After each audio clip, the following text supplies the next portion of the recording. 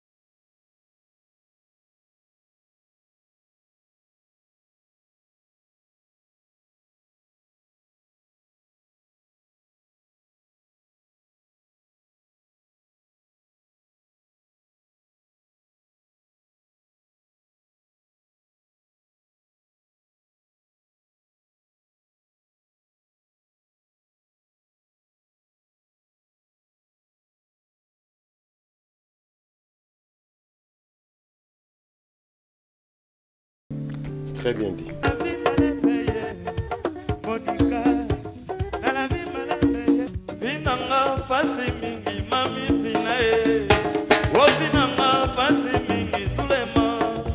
Jibena wera to ana posa ba betera batu ba conseil ya wenge mobimba grand format.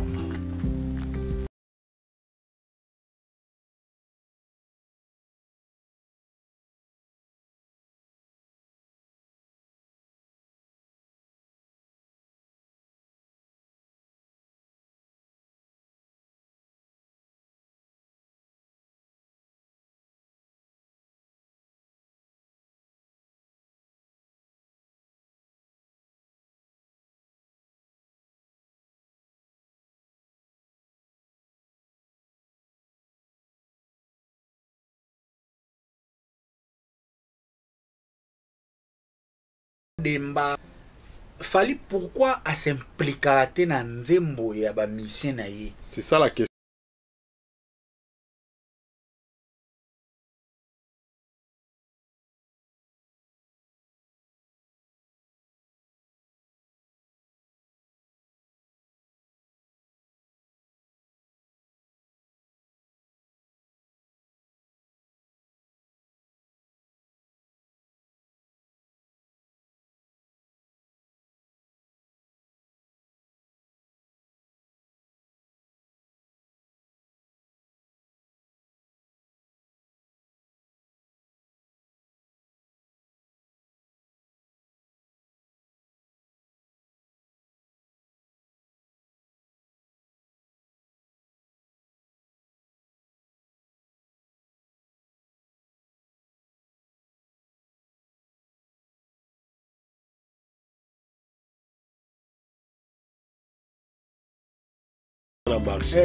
Bonjour très chers amis fidèles internautes, aujourd'hui encore une fois de plus dans votre émission préférée Global Talk TV, comme toujours avec mon invité spécial ou habituel, Ridolphe Kossa, Tonton Promo, sur les plateaux de Global Talk avec Théophile Munganga l'intellectuel, pour les intimes, que j'introduis. Bonjour Ridolphe Kossa. Bonjour Théophile Munganga l'intello. Global Talk. Merci, merci. Lelo ezaka nengoyebi en tout cas demande l'équipe makasi na ba landi na biso.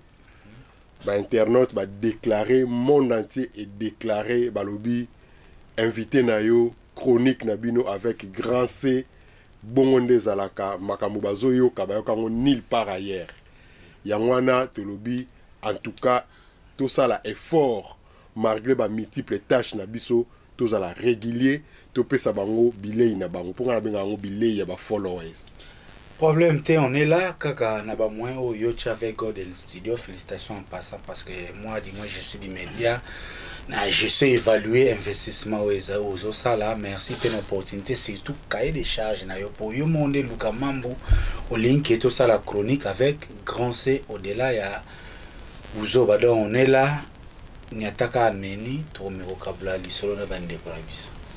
En tout cas, nakanisi comme à l'accoutumée avant to banda to remercier pe quand même batu ndambu oyo basala ki ke lelo batu ba mona raption na ba image boué. Tout à fait. Ouais, en tout cas sans oublier DJ Magic le son de Londres la contribution naé pour la participation à récit et lokoyo. Pascal Chioka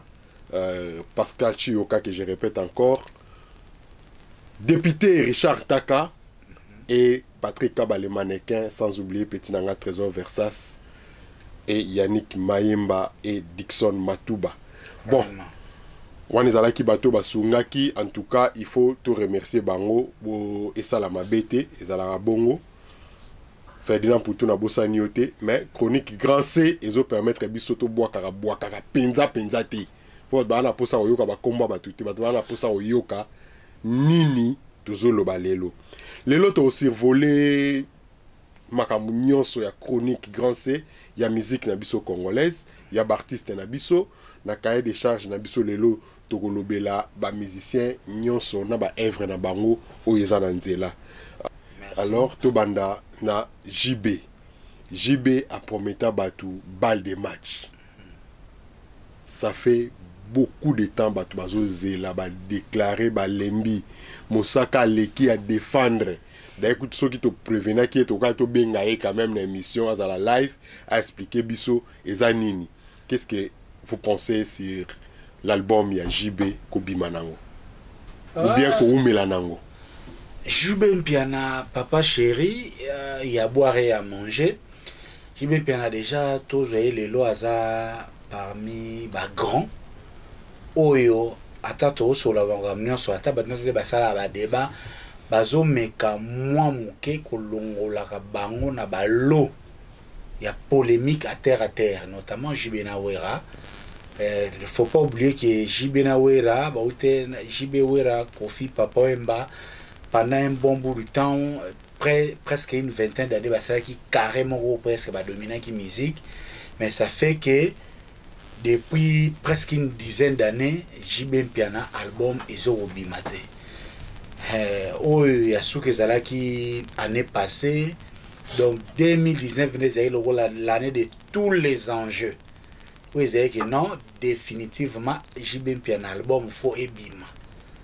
Mais tu peux te commis décembre, album est bimité, tu peux le loboyer, tu peux 2020. Bon, tu le corona, pour développer corona et continuer à manger béré, mais au moment où nous parlons, album est bimi karaté. Qu'est-ce qui s'est passé? Déjà, j'ai bien pianaye moko en ce qui concerne l'album. Et ça, on a bien j'ai bien piana sorti l'album et rencontré. Rendez-vous et rentrer rendez-vous. Déjà à l'époque les bazalaki guerre ya Jibena Wera. Je me rappelle même à l'époque c'était la fin de je le salue ici casa avec jeune bois qui depuis Belgique lorsqu'azalaki dit gouvernement yende kutu mutu abande ko ya pona ko défendre ko rappeler batu on a pone tous à TH. Zaki peut bima plusieurs rendez-vous manqués avec JB Piana na été sur se rappelle te film ngaliza échange plusieurs fois. C'est avec JB te comprenez que l'album avait bima et c'est un qui maquette au mixage et qui n'est pas producteur oh bah ça la duplication donc bah mon saison entouré pour sortir l'album et bima surtout yebango à partir à JB et umelaka mais na bala information ils ont flotté le rumeur tout je pèse bien mes mots rumeur et le baquet. Semble-t-il que JB, ceux qui passent dans le contrat, mais c'est Simon, ils ont lié au parfois, ça va quoi bim ça album. Mais contrat, il y a plus de 10 ans, l'album est bimaraka raté, problème aussi il a raté. Vraiment, c'est pour ça qu'on a bien rumeur. L'autre volet sous ça, il y a des Congolais qui pensent, bon, JB avec un peu, on ne va pas nager dedans, il a sa vie privée. Ce qui se passe avec sa vie privée, après un petit héros, bon, moralement, ça équipe sous forte, mais il reprend, par rapport à la vie privée de son mariage qu'on ne va pas citer ici. Mais, Oyasuka, c'est basé dans l'intervention de Rio. L'État dit non, vraiment l'album était prévu et bima. Mais Papa Chéri, à chaque fois, album Soukelingue Bima, Rio a cité Asuka, avant fin 2019, Papa Chéri vraiment a joué transport à Edon, a bouquet voyage à Koya Potopo, à ça la sortie, à finaliser sortie à balle de match. A joué pena voiture, ba komi nanzela, à sali accident. A zongi nandaku, semble que Papa Chéri a dit, ah, eloko nzambe, a lingité. Non, forcé. Après, wana, bah check non, en 2020, album Bima, en janvier, février, mars, bah ça on a en tête, bon, tout taga qui va fin février, début mars, Corona et Bandi. Ça, c'est ce que Rio a dit dans les réseaux sociaux. Ça, là, c'est rabat et wana. Na kolobate que c'est Rio, et ça, démagogie, ça politique, mais bon, il y a une façon à cause ça, bah, mélomane. On peut raison parce que na toutes les informations et bimara par rapport à Papa Chéri, c'est quelqu'un un peu aussi de capricieux. Des capricieux, moi je pense que avec JB pour le moment, na ba fan na ye ba lembi, esquisse ezate. Donc to bano kene de esquisse en esquisse. Donc azoko ka susu ko servir ba fan na été.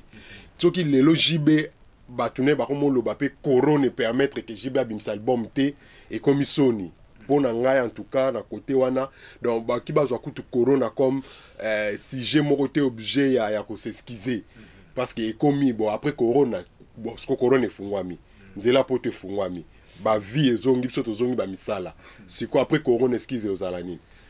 C'est ça le problème. Malheureusement aussi JB ne communique pas officiellement. Bah démarche Mosaka na Rojenga Nubasalaka, ils ont un peu un titre personnel, sentimental, pour la cause, voilà. Pour la cause. Mais information bien n'engagée non Rojenga Nubasala kende sala buyate. Mais ce qui est vrai, tout le monde a extrait. Par exemple, il y a Nzembo ya Bedachou, tout le monde a yango. Ce qui est vrai, on sait qu'il y a un travail qui a été fait. Ouana, on peut pas en discuter. Mais ce qu'on sorti nango. Est-ce que c'est un problème lié sur le plan légal, soi-disant, mais c'est Simon, ça n'a pas avantage, à poser opposition, ça ne filtre pas. Donc, OESA chronique avec grand C, ce qui Roger aimait la zone Bisso, après au côté Bisso, parce que tu l'as dit tantôt, on a tenté par tous les moyens de contacter BCG pour toutes les informations officielles. Même on a sens sur la télé, il faut tenir compte aussi, j'ai basé un peu capricieux. Au moins il y a une émission ça on a bibi kapinga ozomona JB akomuka facilement te azana moi ba caprice na ye ondengo makendaka pour dire que bozela kaka bokozwa eloko ya bien.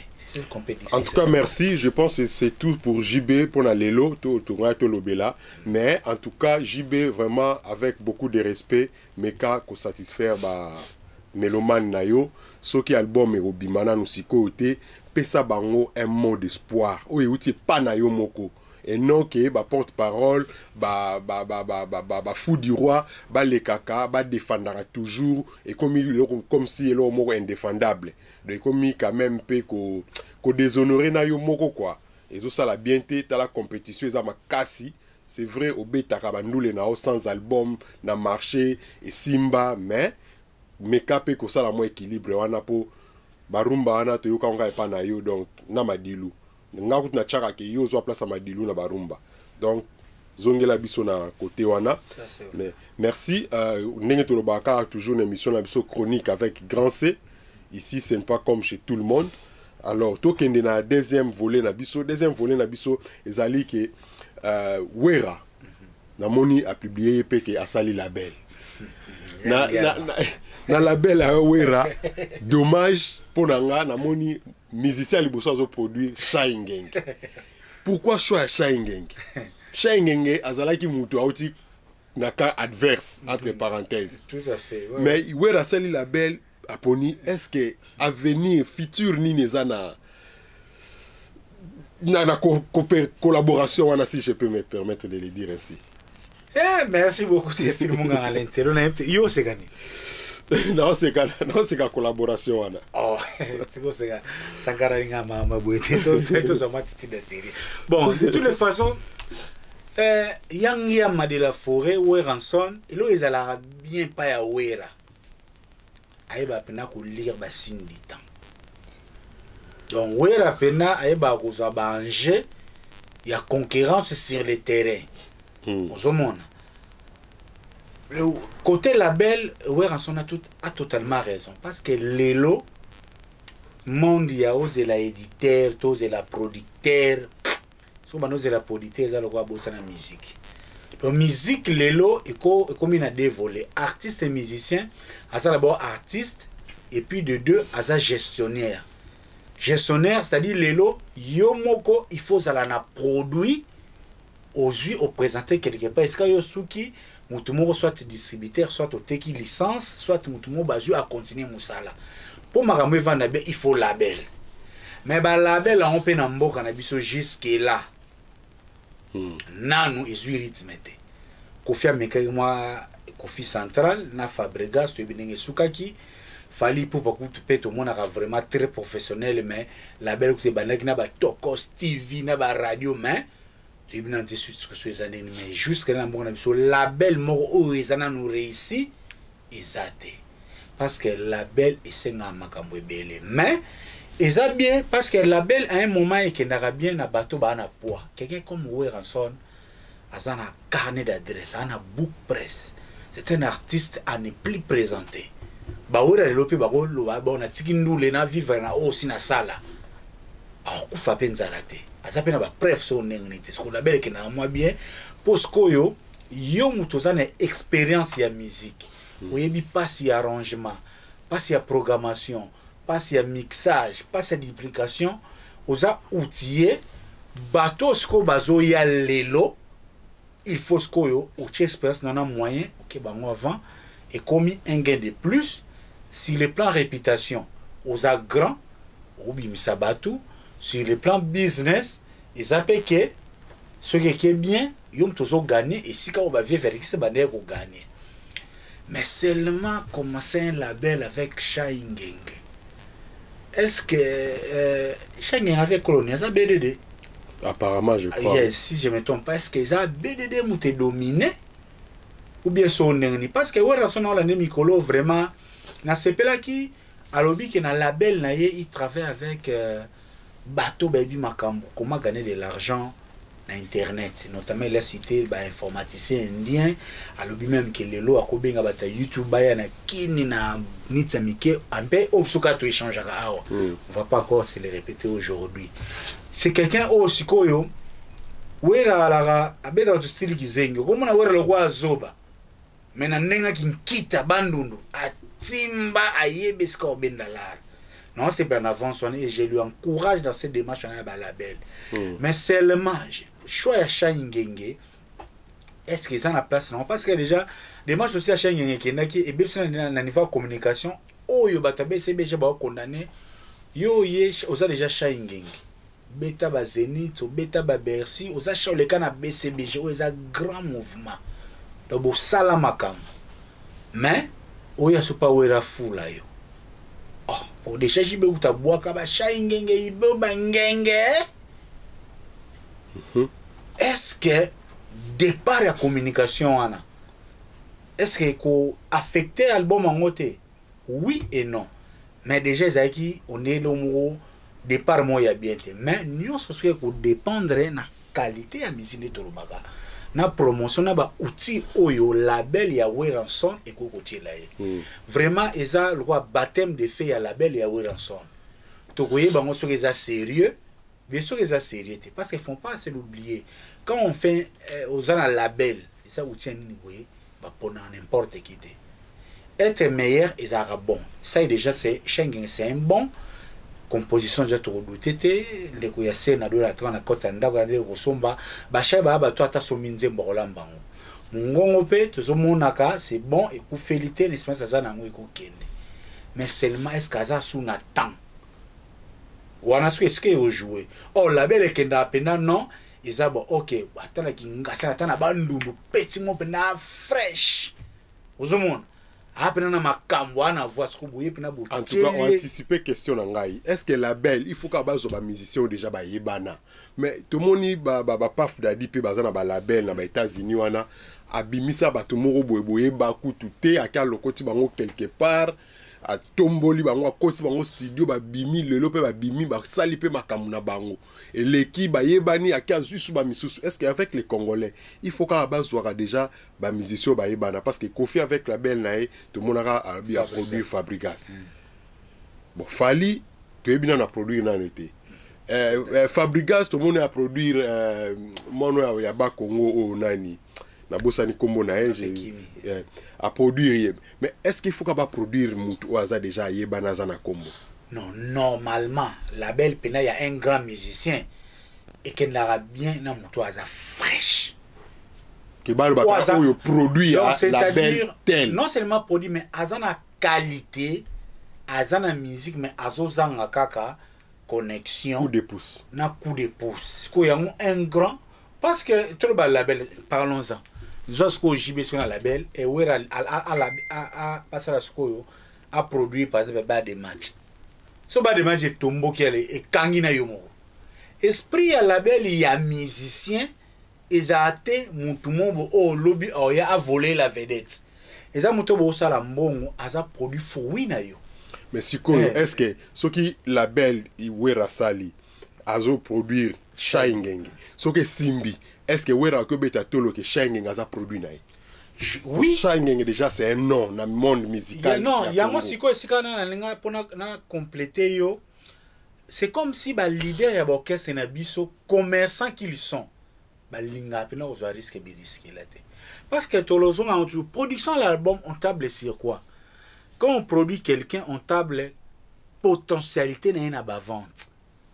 Ozomona les ozo muto aza mukie aza fresh donc yo moko lobi bon a misé par exemple $200,000 réalisation clip patati patata papa parce que clip parlons-en moni ba clip ba sala clip eza na prix ya caméraman te imaginez sur le beau sala clip beau sala scène mon à château donc faut louer château et château fait la loi ça coûte donc clip ego kende de 10,000 à 30,000.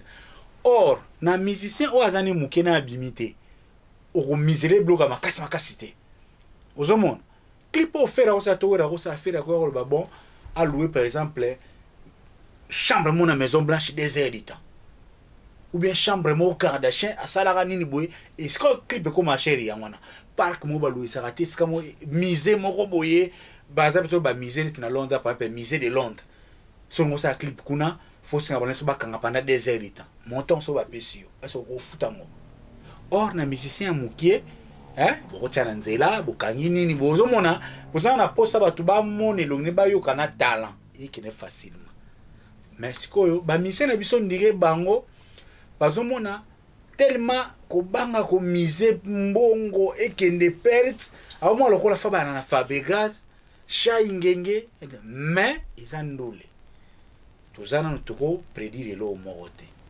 ozomona Shaingenge pe ce qui est vrai a muto na ba texte ya d'accord mungo ezali et Pascal Yozasko Shaingenge ngazawa na okokala kisaka cage taka ezo sone ezo senga blozo ba iza ba pasi ya mwana ako gérer Instagram zomona okokapenda omona neti inosbi facilement bimse lo konaye soit bien ka ba jeune boya na filmer bino bobina Hollandi a filmache bango moko kutu ba sa ba concours ba tindela ye ozomona et lo kona pe sous ça mais to retenir que normalement label singa bato ba fresh mais wera za idée ya ko s'investir na ba label les wera za mutayi bi musique ayibi lo kazo sala total ndenge epesa mais normalement label qui na bato ba fresh et Shai asala qui est rare pour nous ya ko baka wera fula ya lo baka collaboration et kenango bien po ya zoya na maya sika il faut luka na batu ya BCB jakala ba sepela na ye. En tout cas, merci vraiment. Merci, Tolobi, merci na Eugène Mbwaki. Master na biso na Katia Bella, na Katia Lola. To continuer boye. Mais si ko tous megala clôturer na likamba werana Shai na pesi bango en tout cas bonne chance va évoluer bien. Est-ce que ça na likambo ko bakisa na dossier ya werana Shai? Non. En tout cas, merci. To évoluer. To que na troisième partie si je m'abuse pas. Troisième partie na biso ezali ke siko musique ezo évoluer. To moni ba fali ba na ba moto à danger, ba ferré, ba héritier, ba fabrigas, ba gaz mawete. Est-ce que lelo na ba vitesse internet oyo ba vi na biso ba JB. Ba vi na ba JB na musique, ba wera. Est-ce que bazaka na place na musique o lelo na compétition à musique ekomi? Et au risque ba longola bango penza te na là-bas. Alentelo. Ezo senga ke chronique grand C, il faut te lober là. Faut te lober l'ité, pas te critiquer biso. Pour dire vrai, pardon la silicité, pour dire vrai, JB a présenté la communication internet. Wera pareil. Mais sur Otali Nos, Otali héritier que j'apprécie Mikolo, donc vraiment la nenga mukete na communication. Ouais, faire répéter moi muké à bandiko ya moi muké. Mais sur aussi sous Fali danger. Ce qu'on a compétition na nenga ndoule. Est-ce que lelo place à JB na wera ezawapi? Pour citer que c'est là. L'interview ko kundula ngwa. Chronique gaga. Connaît grand C. Na ebite oso DJ Magic. Oyebi so yesenga otuna keso fenanga. Po DJ Magic me za grand DJ na ba Londres le so yem tellement apesa nga ba matière côté pena. Ndu le ponga omoni so générique bimi. Na oksana DJ Magic ndeni okelo kwana ya ne yem to penga te. Batana ba ke ba breakthrough, ba ke boye. Mais bref, question pour nous Tunisia très pertinent et ça ba question moko et vanda na mito batou mais qu'on aborde pas vraiment. Normalement, Jibena Wera, époque na bango, na le bate Jibena Wera basili. Mais Jibena Wera, époque na bango, malembe, tout ça na période moko transitoire. Ozomona. L'air ba mine derrière ba kangi ba vingtaine d'années. Tout à fait. Moi même wengele deux décennies. Wengele rebimaki. Et beti mulo beti ki ne bouge bazana succès. Ozomona, ba papa mba basila gite.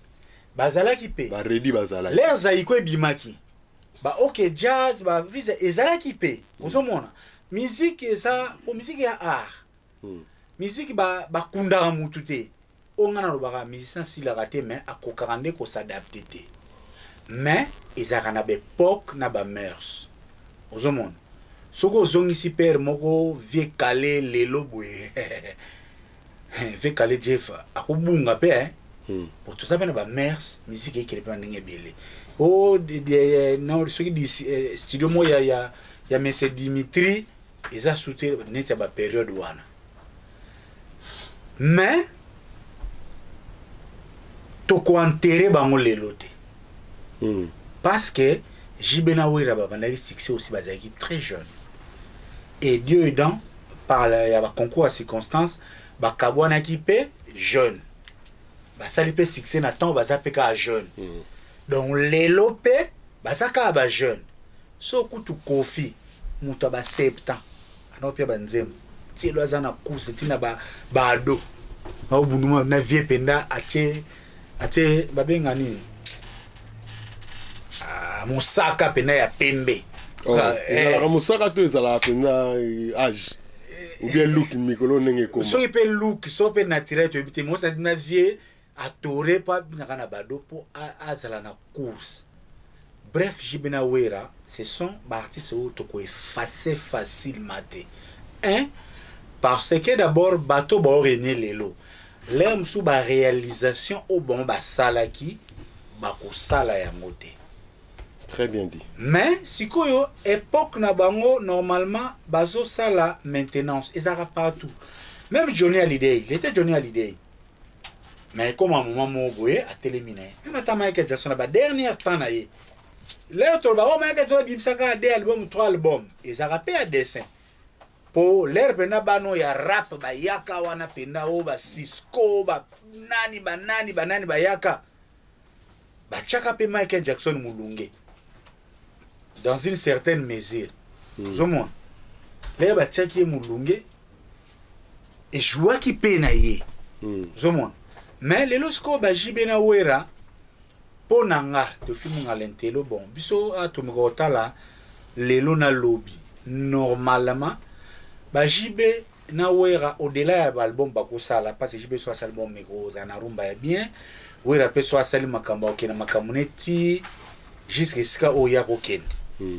Mais jibe na wera lelo bazana posa o balobaka balia mangatina mukokoli ba offrir public congolais o balinga wenge ba offrir bango ba dernier délice ya exploit wenge musica 4x4 BCBG et ça là. Qu'est-ce que je veux dire par là?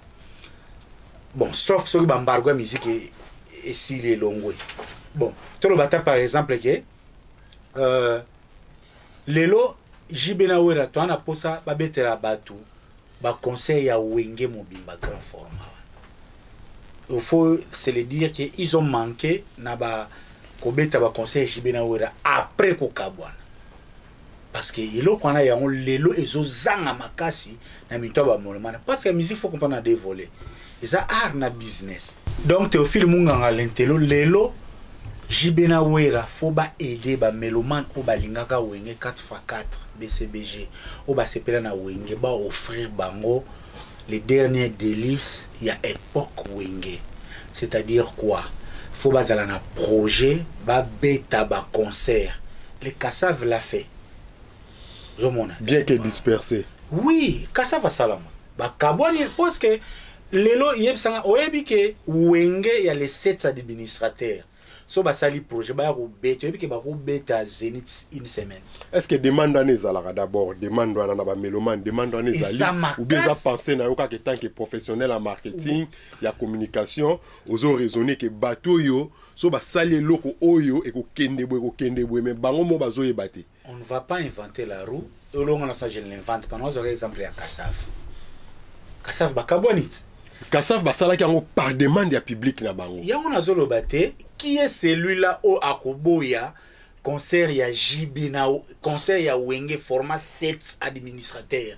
Si on entend Jibina pas bon ba même porte tandar wana. Pour ça bon déjà baza, ça le ko eloko ngo simbi. Donc ozomona Makaba, ozomona Adolphe, ozomona nani basiste Blaise nani Didier Masela les 7 administrateurs bref wana ba kombolen soko ki mabiso 5 administrateurs Marie Paul ba Blaise Boula na zongi na wenge 7 administrateurs mais jibena wera bazanga te ba tête d'affiche soki baza ils ont le projet za réussi les restes c'est ba détail contenu ba ko pesango qui prendre on est après mais projet wana et beti concert na Lubumbashi et beti concert na Kisangani et beti concert na Matadi et Bimi et beti na Paris grande salle et na Londres na Opé Niati et que Niati États-Unis et zozong Afrique et que na Abidjan et Niati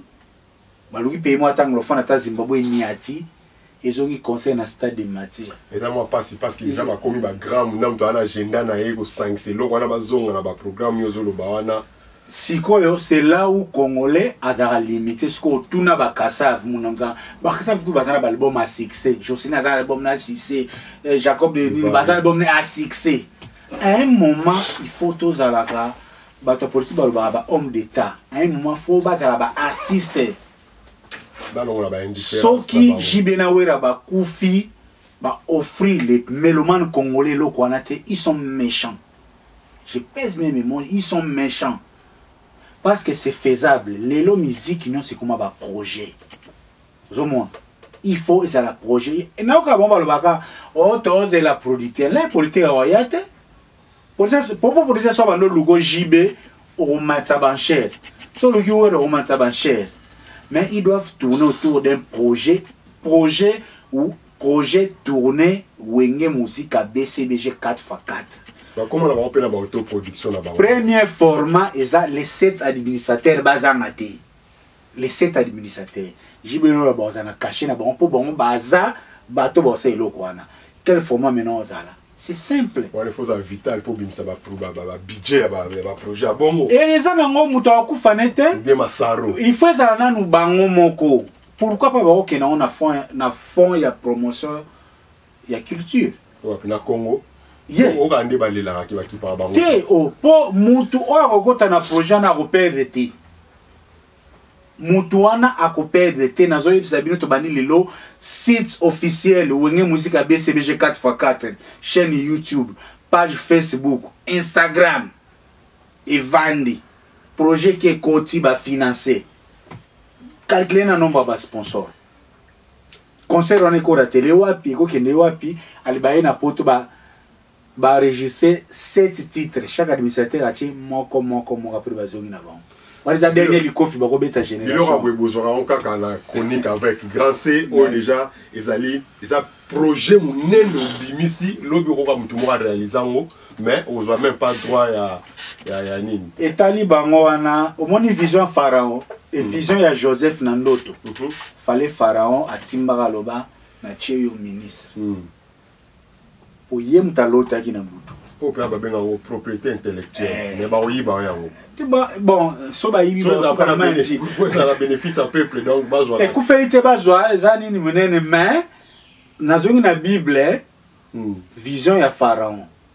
Fo mukolo ndoto azongi la amema masolo po yo pharaon bénéficier. Merci encore. Bon, to continuer to Zalaki déjà na dossier à Jibenawera, ba Ale Makaba et les autres grands wenge. To Sukiwana, merci pour la idée au Pessi Bango. Bien que Baroyi ba yango ozulape yango moi bénéficié. To kende suko na 4 points na biso. To moni ready à Missy na Paris azo préparer album. Album, il y a 10 chansons. Et là, il y a 4 albums, il y a 10 chansons, et il y a un moment a préparé featuring na Héritier Watanabe. Moi, je me suis posé la question, est-ce que Ready vraiment, c'est le moment, il y a aussi là featuring na Héritier. Na minimiser Héritier, mais est-ce que c'est vraiment le moment? Parce que le moment où on a la Ready à Longwa, à ça l'orchestre, à ça la featuring. Nenge fallait beta qui vient à Evirunga que non mise en disponibilité tilelo akenda. Est-ce que ready et comme moi tarte pour na ba makambwana ready a Messi s'il faut dire vrai azamom ke na bakaya ba wenge ba jibe oyo c'est quelqu'un qui a beaucoup des œuvres oyo atikala na pensée moko positif na mitu ya ba mélomane. Parce que Ready ma musique n'est de tout toyo karango to consomango et ça par rapport à bata. Si je peux rebondir un peu par rapport parce que le Wamara c'est Ready à l'époque à Salaka RR ninga lo raté à moment succès. À un moment bah ça la peu vie na sokité ce qui est vrai mais on va entre autre temps autre mers.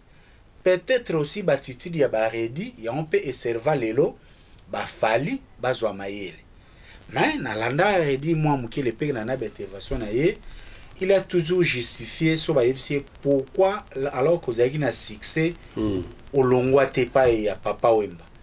Ready a toujours dit d'abord des éléments. Un d'abord bango na so viva bazai na poto na mituna bango koyakin kozonga kosala makambo bazai ka na poto bosala makambu soki contrat et là vous voyez décembre bobeti bozongi poto ba comme basé na poto or na poto ça na réalité nango pour Ready même papa Wemba atikela ba ko sala ba album ka te parce que o aza mutu malamu atikeli ba on sait que fait papa Wemba pe azaki quand même ndeto kaka ba na collaborer quand même bien atana ba fitiri ko imba na ba tebele mais ko tikela ba on ba sala ka ba lo mais ezalaki pe un moyen pour lui à ko permettre bango base à substance pour que ça n'a pas mis na poto le même tozo ka même wa el mara na poto tozo ka yoka kaka to tala l'air fallait ko zonga kin ceux qui musiciens à longone to ba vérité à ce qui se passe parce que c'est pas facile au garder ba na poto oyo net musique ba revenu ça hernia sauté tu vis à Potopé coup. Raison pour laquelle on a offert dans la pire vieille, pire petit, à côté de ma bala. On a togo ça mané togo ça maman, ça bilo on est morti ça ba charge. Pour à tous en elle mara main. Des fois tu garder mon tout 3 mois na poto. Alors ça la pour y mon. Les autres c'est pas facile. Ils a jeté donc papa Wemba a permettre que ba redi ba nous ça mais redi quoi c'est ça opposite ça va bon neke bien. Redi peut même yemoko à l'époque. Et ça peut toi ba tout ça bon ils en a succès mais au kitana kin au ça l'album et au ça l'orchestre parce que l'orchestre qui n'est un peu facilement sur besoin de soutien. Moi t'as ba kala bo ça no salama Verkis déjà solina yo orchestre alo mwana yo ngasa na ozo na peso ben sima na sala oboy. Oza ja na soutien mo oboy. Bon même yemo fali. Si et d'ailleurs il hésitait, raison pour laquelle Abimisa m'a mise en disponibilité. Yeah, Ozaki ko kende po azay ja na carnet d'adresse ba David Monso bande ko solliciter déjà banda kala a que David Monso ça même moi à travers na condition professionnelle minimale a ebi ka okende. Zomon faire l'air à l'ongwaki il a titibé faire retirer kenda poto kenda te pona les marquis déjà na contrat na monsieur Simon à kepo à ça la bonne monsieur Simon mais boule ya bana mai payer les marquis au moins ou le pego ça la bien pour ça facilité pour oyebité et kende ngini loterie ozomon au mona ta le lobo en passant Gogan héritier Watanabe ayaki na vitesse à moto na ntembe au mona ki ntembango et diminados parce qu'en réalité comme il faut faire face à la réalité comme chef orchestre ba mise ba longwa ba mise ba kufa image na yo aswane ba kima donc eza facilité donc ça la pena orchestre na ko sko condamner redi pena à 100% parce qu'à époque on a payé tous en était na ba 91 boye les rasali mais souka la wa sala orchestre ça là on a époque on a qui mais ça qui t'a bien c'est bon non c'est la fièvre à l'époque on est banon antiana wenge pe bimi mu beso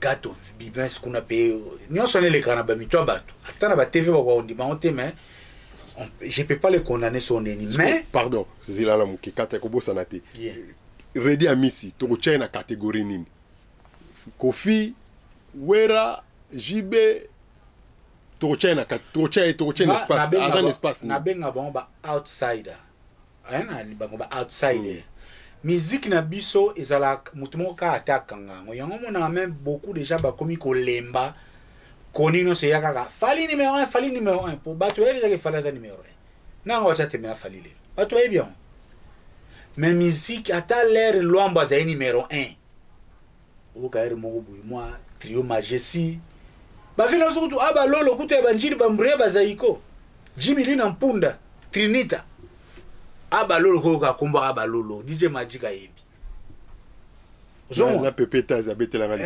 Trinita donc Jimmy Lina Mpunda deux fois té pour musique mutu mo akanga ngote ya ba période l'air ata wengezo noga bubu ketwa bimi sur les comptes Wayambo oka bina bubu ketwa bimi pas shika keboye elwo soit biwutu eletine donc elle bomona lita bembo akangi jina donc musique kendaka au kangango te yo moko mais za mutu mo quand même azo maintenir pendant un temps et en même temps contrôler lo fali donc pour dire que Redi Amisi azaki parmi Batouana parce que Redi les rabimsi prudence moto danger mais déjà quand on a katika tu as déjà confisa bois qui magie mais wana ya bois qui na kati ya orchestre mutu mais ils sont bons quand ça là qui bien à la préparer de mon magie je crois Kala Ibwingi ils entre Kala Ibwingi na Pentagone je crois et na IOA donc mon abilo connaît son ezaba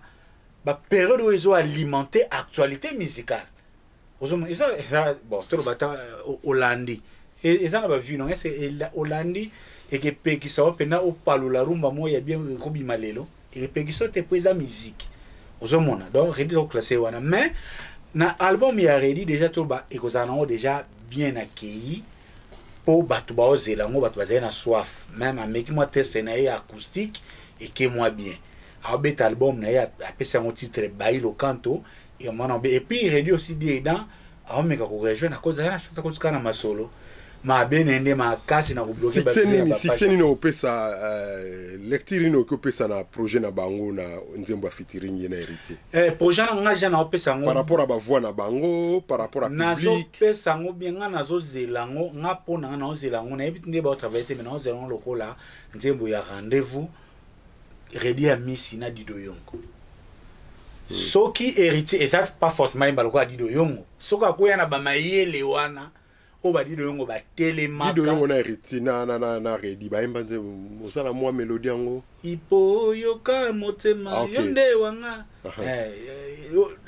lengi wana donc ezako ntema na banze mususpe na ba Yves Makambu yeba oza voilà domaine na ote koyemba merci merci na moni makambo belé à l'époque on salut bien to continuer to évoluer to kende na Redina héritier et solo là et bonne chance to pesi héritier bonne to pesi na Redi na featuring bazo sala album ezaro bima Ferdinand Poutou les sapeurs silencieux Azo Zelango Pascal Chio caché Chio Kashop to landa yango vraiment live ndenge zala kakala to télémarawana en tout cas et au sala bien et l'on a sûrement ba stress ba corona après corona oyo to kende na sujet mususu to ko to solo la le solo ya Ferré abeti acoustique mokili mobimbe lobeli bao balongola ki kazaka babwa ki ba galon balandi basali ba acoustique bao batondisa ba galon ba se maintenir mais to monique azobimsa a changé combo album ezali combo mususu et komi harmonie. Pourquoi changer combo? Pourquoi komi harmonie? Et puis a annoncé le sous single après acoustique.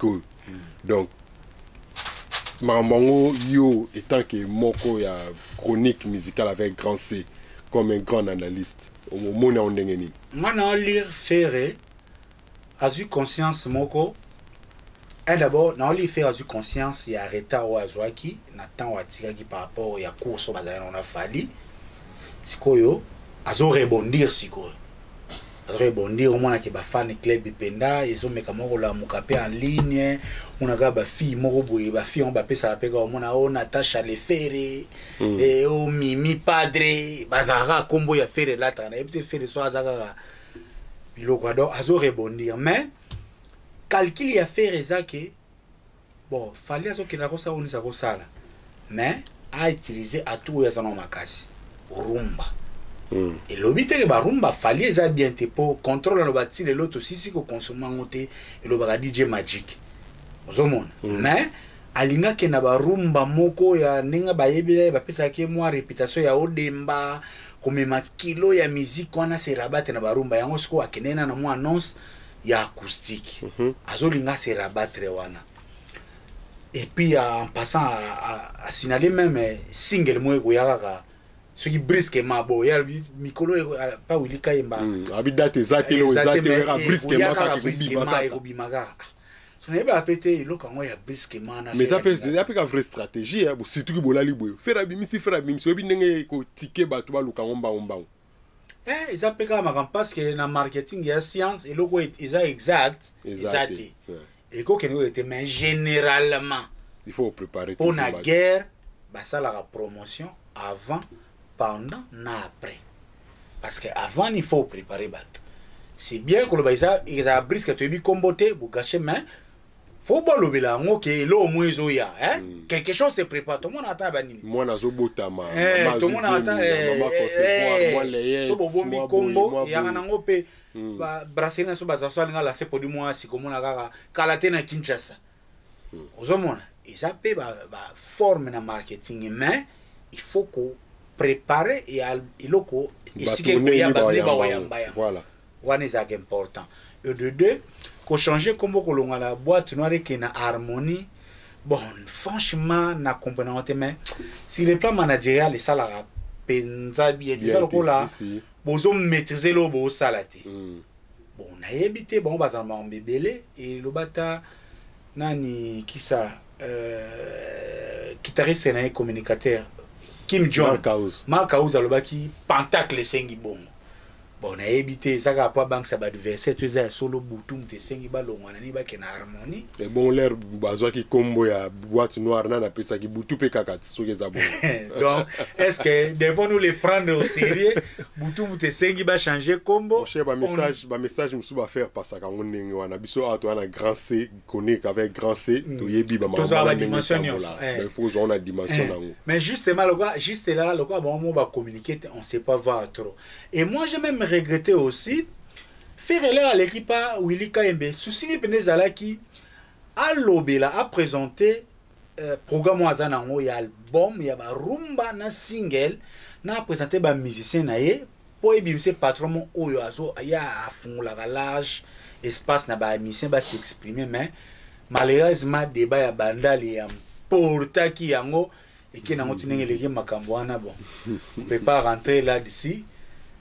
Non, il y a un chronique avec grand C, s'il vous plaît, tu gardez vraiment ligne na biso, nenge balandi balingi la biso. Alors, tu continues, tu kende na dossier à tu compte na sujet à Fally. Fally après allo téléphone. Tu éviter à zo préparer nini, mais ba annoncer album ya ba musicien. Est-ce que Fally album ba musicien na yé a ko participer na kati, a ko participer te pour la sortie médiatique na azolo bara toujours que non l'album yé personnel à travers 90% 80% yemoko c'est comme si azwa kize ba musicien na ba sala rapenzate mais ce que comme ba musicien ba sala rapenzate musala te na album na mais bazo sala ba album eza ba nzembu ya bango yé a contribuer à combien de pourcents na ibteneni baza ko s'organiser mais baza un peu na dévoler album ya yemoko na label na ndenge azo chama batia asaki déjà ya télé na moko susu limisanga ba comprendre biso ba kombo pe ba mission ba Fally bon ba mission pe en général to mesabina to mona ba lobara mingi neti ba ambassi ba boloké baza ba animateur ba yokana déjà ndenge ekenda kaka oui c'est vrai. Information a fallu pour pas azana sur on continue pour payer le connaît azo me promettre même coûte kaka réalisation ya ba clip sous où ça la mettre en contrôle mais en même temps moi pour lancer blog moko ya ba mission na ye moi je sais pas je me demande toujours Fally lelo expérience sur azana na ninge temps wa sali des balwa Mobutu 32 ans de pouvoir n'attend wa rafler ba réalisation bela c'est une expérience na ye normalement pe ba musicien il fallait pena ba bénéficier na machine il fallait pour pawana hein ndenga na koko logiquement ndena komona parce que ba d'abord ba musicien na ye ka présent makasi mingi entre président na ye moko vraiment ça groupe d'accompagnement so que ça orchestre so que zali mbelekete jazz sangisa zwa oyo ye ka mta ko yeba to yeba te to pesa en commune pour mo pas habiter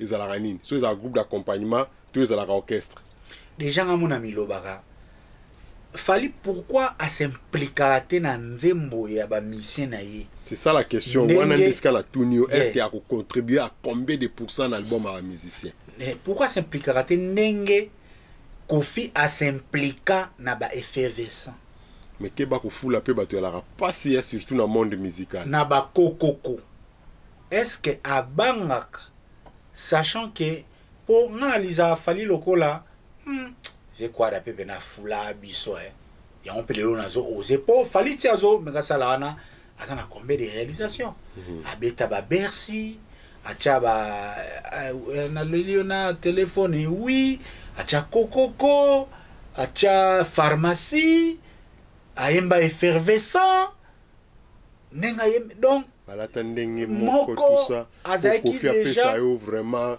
couloir wana ya facilité facilité sans kozala na qu'est-ce que kozala déjà na 4 titres ou bien 4 mots à succès na quartier latin et ça déjà eloko ato bandi lelo ba lobi concert au beti pour lelo ba misa Fally pe ba oser ko ngwa entre autres ndenge pour chef à télé soka longa obeta ni lo azaka na ba vocaux pas zomon et puis combien de vocaux monsieur ezala pesa na vocaux mais et que ne pena nenge ba vocaux ba conception za na ba we ranson pour ba Serge Mabiala ana pe au mona boitam so achane nzemu na wengete na évité je pose je me dis que oyoki ka azali déjà na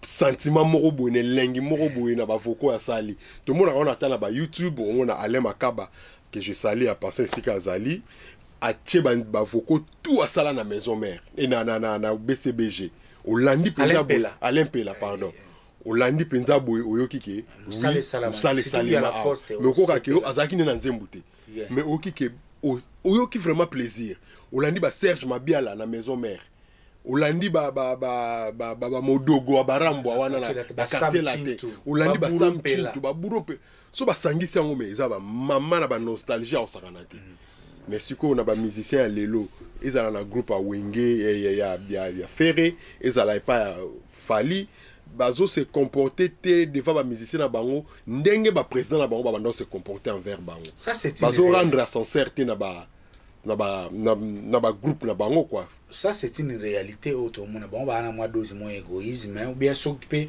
et loko ba sala ba patron ba olinga te comme la bango facilement bango ba critiquer pe ba patron na nenga mukete malheureusement eza ba benga munoko mona ngolo mais au moins que Fali il ne s'implique pas vraiment dans l'album ni n'indi parce que nato za exemple mamuke oui Tokos TV non F asala bango na YouTube F victime mais F victime au moins na Facebook page na éviter ce qui eza penda pour ceux qui to gérer ba page ce qui page zo sala succès ngana yo to yebi yango te na éviter ce qui eza na mboka nini ozomona na Instagram F victime eza ça penda te or lelo inonce azui gaz entre autres poda imona nzembo na YouTube na ye pourquoi Fali nzembo a télé acha yango na YouTube na ye te parce que YouTube peut ça entre autres à bénéficier d'un nombre d'abonnés et que ça peut dimension moussous et ça peut dimension moussous et puis si ma cambouné moko ezoko bima oui c'est bien pesi bango espace bas s'exprimer on dit le mora rapport à to bango mandingi mbongo mundela stade sara biso na Afrique ko ape bino mbongo bango mondial oyo ata bosalimo e mema bino musika te nyongo na nyongo mais to équipe entre autres malgré ce n'est là on était bon on est na comprendre yo pose à pro il fallait robeta ce qui de Bercy na comprendre yo parce que au moni yango te na ba te bon moni photo lo bela likambo to za na ba fait auto qui to vérifier c'est officiel hein oui c'est officiel fallait ye moko de ye moko boye na yo kanwe pa na ye ça c'est izaka batu bazolo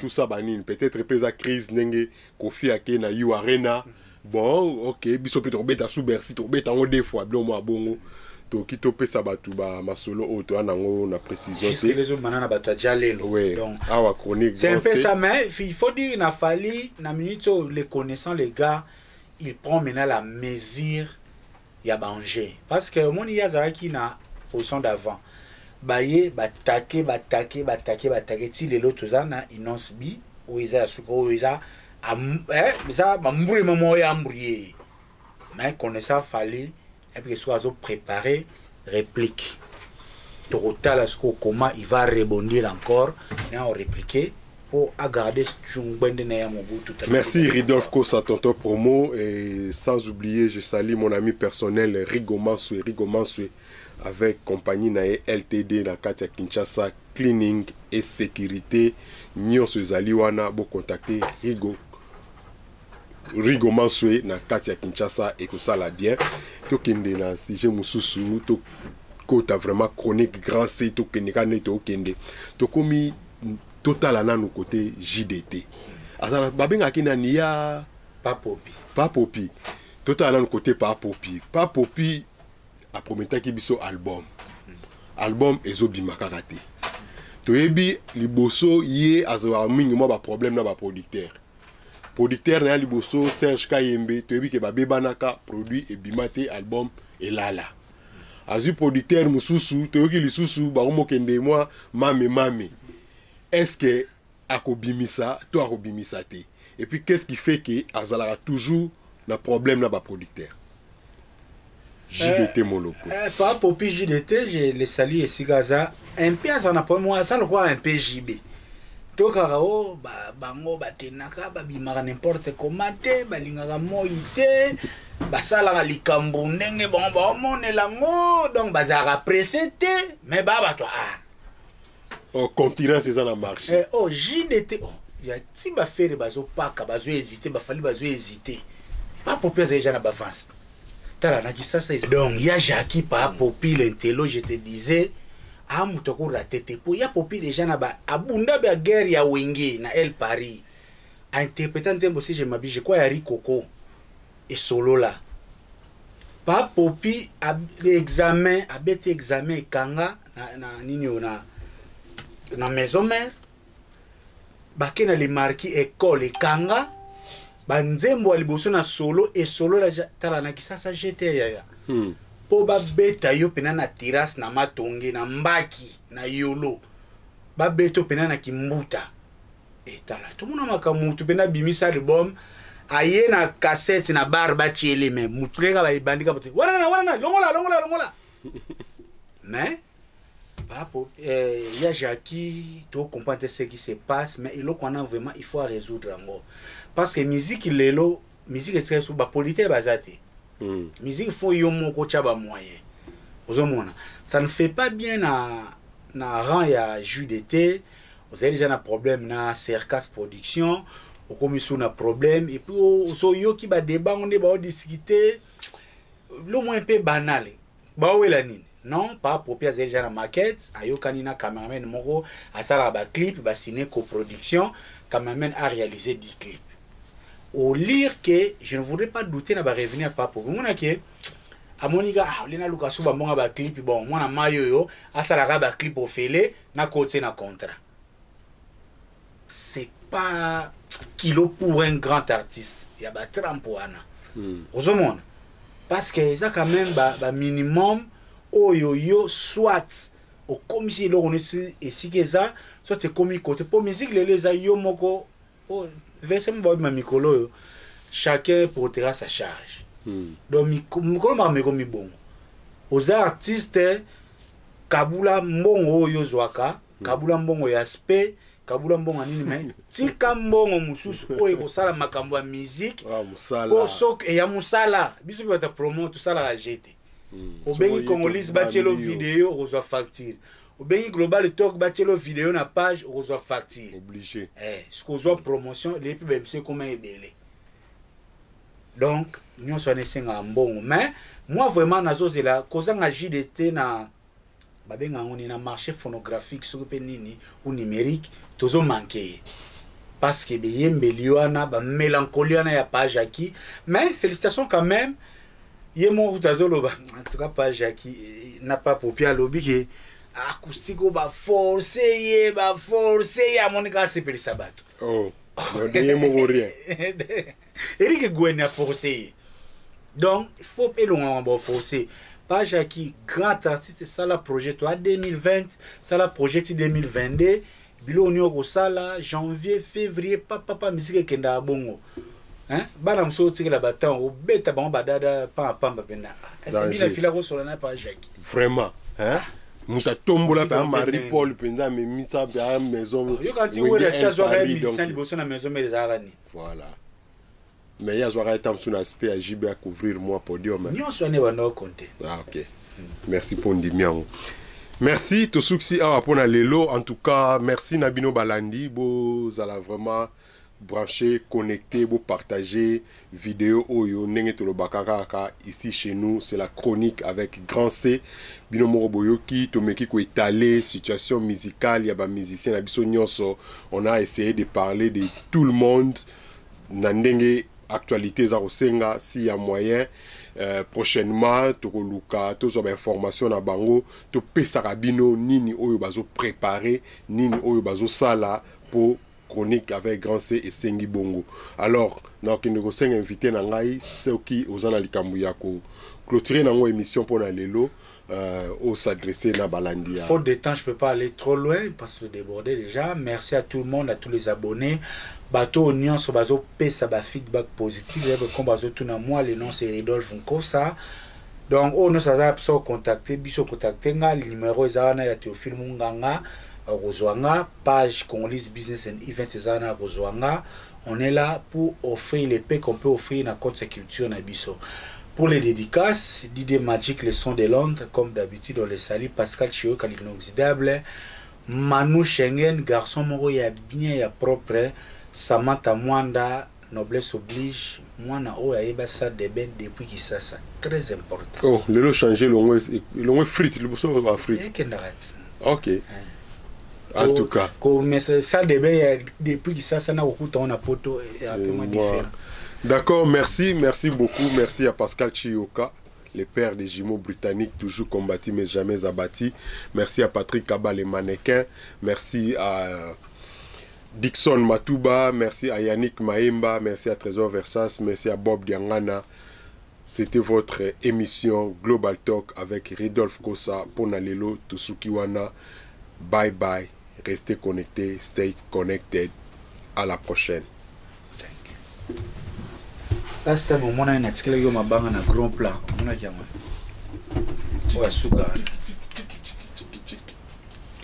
ça vaut la peine.